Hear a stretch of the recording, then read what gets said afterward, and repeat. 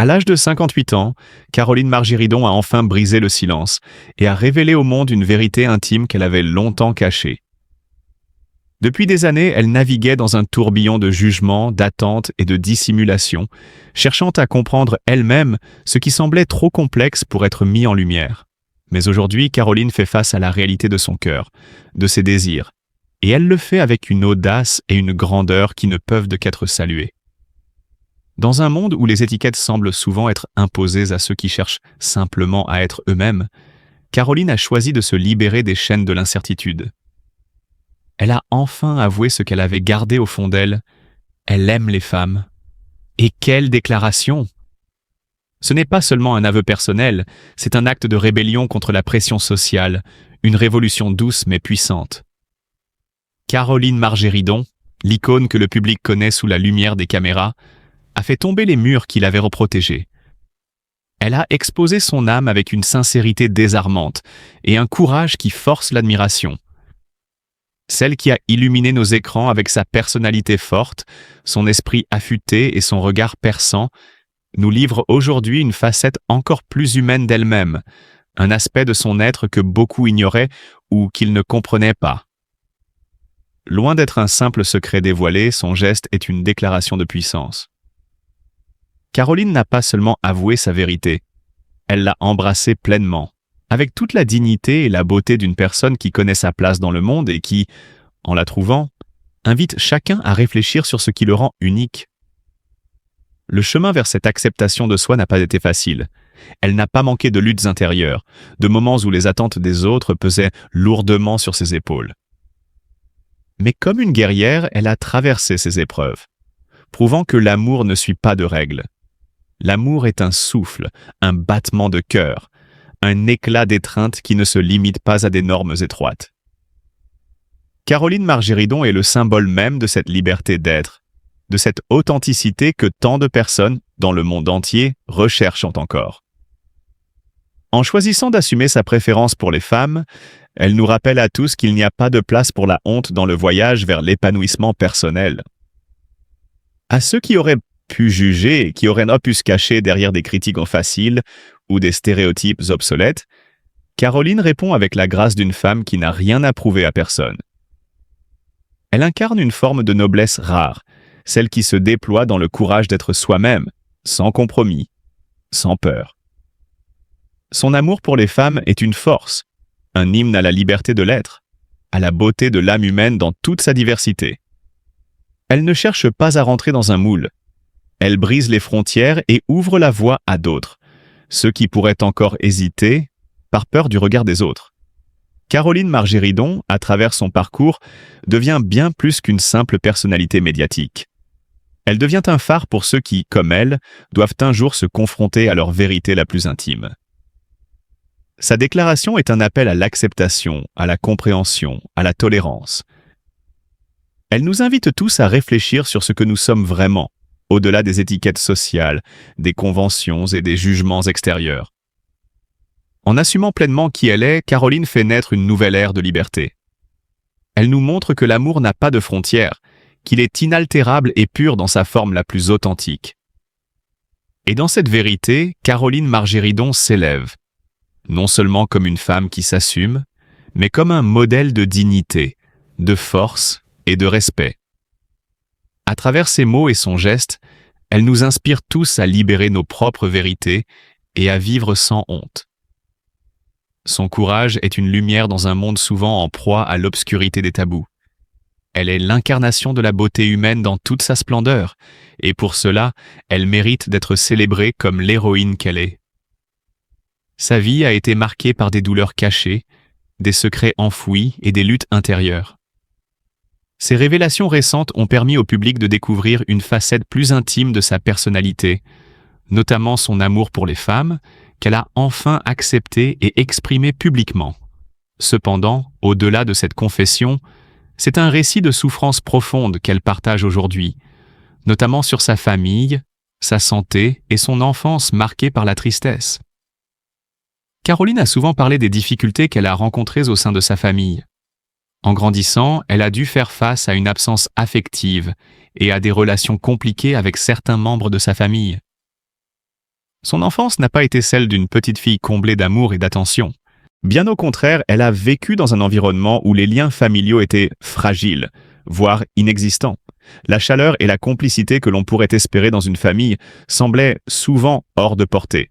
Cette solitude émotionnelle l'a marquée profondément, la poussant à se protéger derrière des murs invisibles.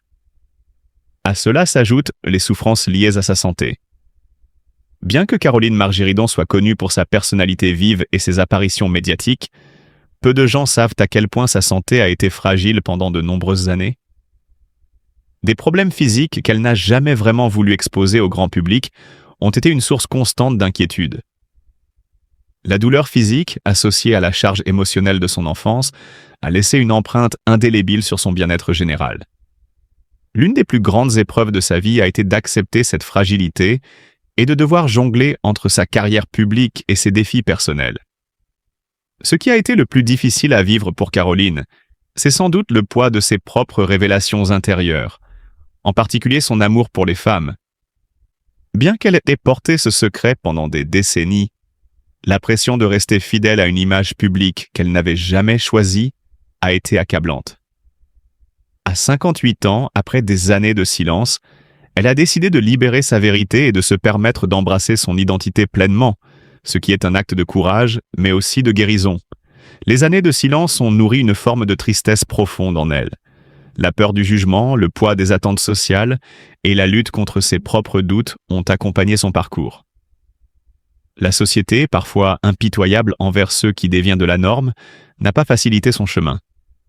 Mais aujourd'hui, en parlant ouvertement de son amour pour les femmes, Caroline trouve une forme de paix, même si elle ne gomme pas les cicatrices laissées par des années de souffrance.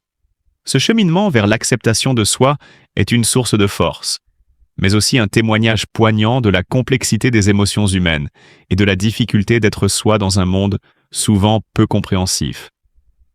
À seulement 15 ans, Caroline fait ses premiers pas professionnels en tant que brocanteuse.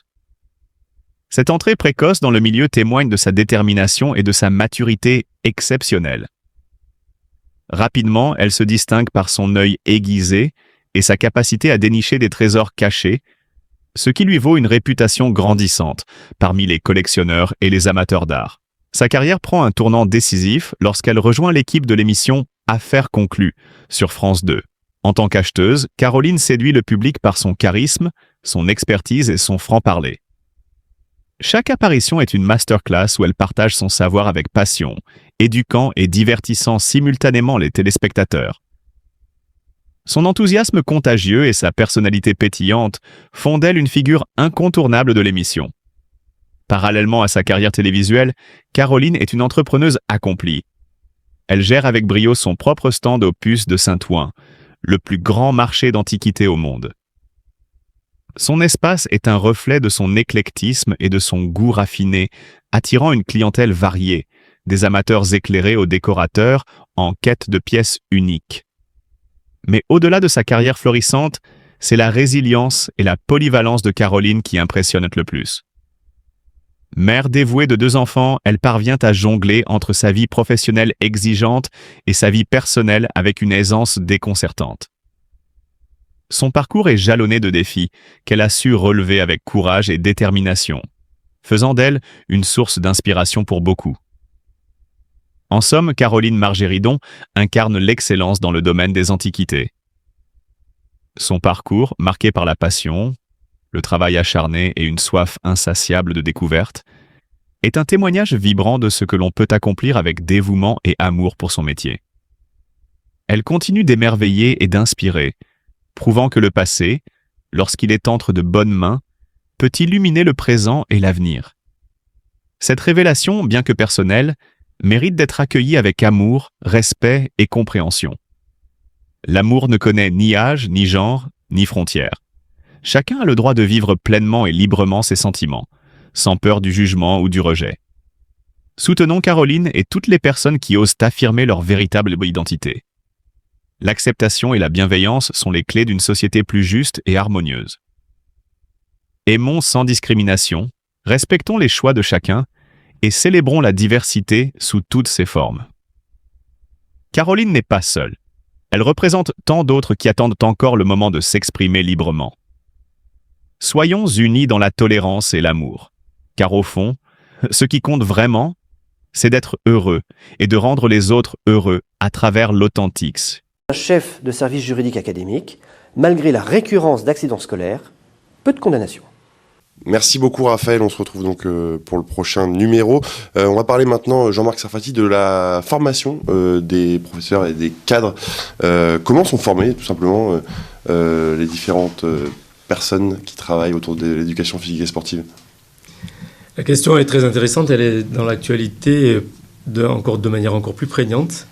Tout récemment, le président de la République se posait la question de savoir pourquoi on n'arrivait pas à recruter des enseignants.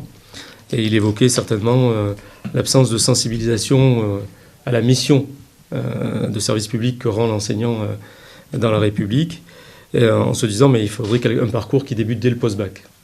Cette question-là, l'EPS l'a tranchée depuis les années 70, et peut-être même bien avant, avec une progressivité dans la mise en stage des étudiants. Je ne sais pas s'il reviendra aussi dessus, mais dans la mise en stage des étudiants, avec une sensibilisation